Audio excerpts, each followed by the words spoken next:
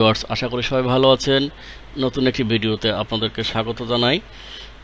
ভিডিওটির মূল বিষয়বস্তু হচ্ছে জিমেইলে যখন আমরা লগ ইন করি, লগ ইন করার পর কম্পোজে যাই, কম্পোজে যাওয়ার পরে এইখানে যদি আমরা কোনো HTML কোড দিই তাহলে সেটি HTML কোড হিসেবে এখানে আসে না, জাস্ট নর্মাল টেক্সট আকারে শো করে।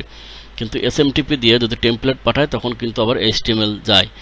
সো বটে আমি কিভাবে এই সাবজেক্ট মেসেজ সবকিছু বসানোর পরে এই অংশে আমি কিভাবে HTML ইনসার্ট করব সেটির একটি প্রক্রিয়া আপনাদেরকে আমি দেখাবো। এটি আমার পার্সোনাল জিমেইল অ্যাকাউন্টে আমি লগ ইন করেছি। লগ ইন করার পরে দেখেন এইখানে শুধুমাত্র এটি একটি অ্যাডভান্স ইনসার্ট স্ক্রিনশট নেওয়ার জন্য, তাছাড়া এখানে যা আছে সবই জিমেইলের ডিফল্ট। এখানে HTML ইনসার্ট করার কোনো উপায় নাই। HTMLটা কেমন, এই যে পেজটি দেখতে পাচ্ছেন এটি একটি ইনভয়েস, এটি একটি HTML।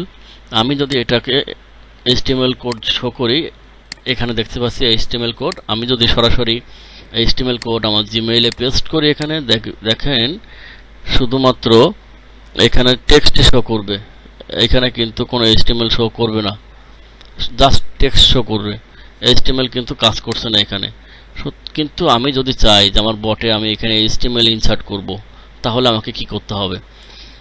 একটি ভিডিও দিয়ে আপনি দুইটি জিনিস শিখতে পারবেন। প্রথমত কিভাবে জিমেইলের কম্পোজ অপশানে এসে মেসেজ বডিতে HTML কোড দিতে পারেন। দ্বিতীয়ত কিভাবে ব্রাউজারে এক্সটেনশন সেট করতে পারবেন। ব্রাউজার এক্সটেনশন বলতে আমি এখানে বুঝেছি যে আমাদের ব্রাউজারে গুগল ক্রোমে যে এক্সটেনশনগুলো থাকে, যেগুলো আমরা বিভিন্ন ইউটিলিটি টুল হিসেবে ব্যবহার করি, যেমন এটি আছে একটি স্ক্রিনশট নেওয়ার জন্য, এটি হচ্ছে অটো ডাটা ফিল করার জন্য। এরকম অনেকগুলো আমি অ্যাডভান্স বা এক্সটেনশন আমি ইউজ করি। সো এই এক্সটেনশন তো আমরা নর্মালি ইনস্টল করে ইউজ করি, কিন্তু বটের ক্ষেত্রে কিভাবে এক্সটেনশন নিয়ে কাজ করব সেটি এখন দেখাবো। তাহলে খেয়াল করে এইখানে কিন্তু কোনো HTML ইনসার্ট করার কোনো ওয়ে নাই। আর যদি আমি এখানে আসি, দেখেন এখানেও HTML ইনসার্ট করার কোনো ওয়ে নাই। কিন্তু আমি যদি HTML দিয়ে কোডটি পাঠাই তাহলে এরকম যে ভিউয়ার, যে রিসিপিয়েন্ট, সে দেখবে যে এরকম কোড সে দেখতে পাবে। তাহলে এখন কি করতে হবে আমাকে? আমি চলে আসি ব্রাউজার অটোমেশন স্টুডিওতে। এখানে চলে আসলাম। চলে আসার পরে আমি সেট করব ব্রাউজার সেটিংস। ব্রাউজারে গিয়ে ব্রাউজার মডিউলে এসে এইখান থেকে এসে ব্রাউজার সেটিংস এই মডিউলটি নিব। এই মডিউল নেওয়ার পরে এখানে দেখেন এক্সটেনশন নামে একটি অপশন আছে ইনপুট দেওয়ার। এক্সটেনশন কীভাবে অ্যাড করব তার ডিটেলস, যে গুগল ক্রোমে যে এক্সটেনশন আছে সেটি আমি এখানে সরাসরি অ্যাড করব। তো আমি যেহেতু আগে অ্যাড করে রেখেছি সেটি দেখাই আপনাদেরকে। এখানে ডাবল ক্লিক করলাম। ক্লিক করে HTML ইনসার্টের জন্য আমি একটি প্লাগইন ইউজ করেছি বা এক্সটেনশন বা অ্যাডঅনস ইউজ করেছি। তার ইউআরএল হচ্ছে এটা। ইউআরএল বলতে কি বুঝিয়েছি আবার একটু দেখে আসি এখান থেকে।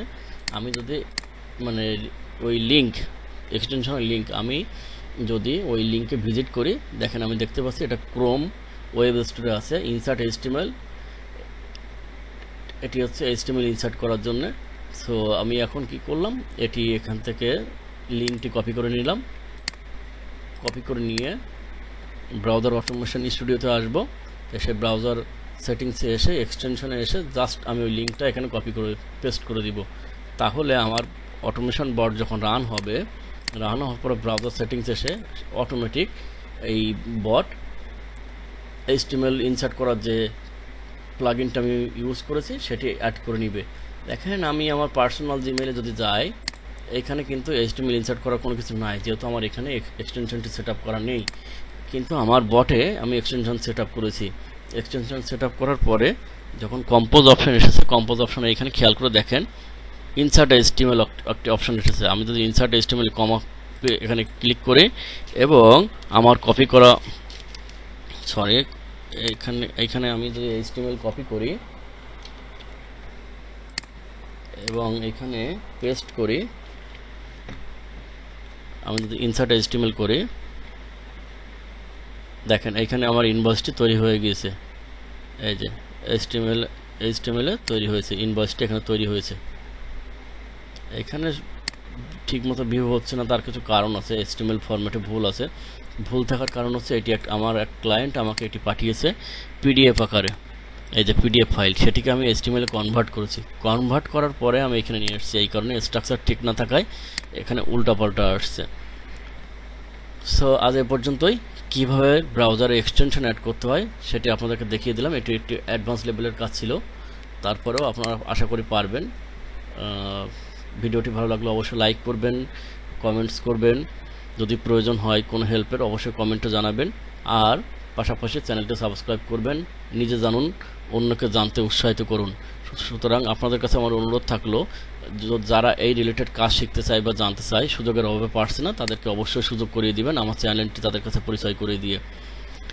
ধন্যবাদ, সবাই ভালো থাকবেন। পরবর্তীতে কোনো এক ভিডিওতে আবারও আপনাদের সাথে কথা হবে, দেখা হবে ফিজিক্যালি না, ভার্চুয়ালি ইউটিউবে। ভালো থাকবেন।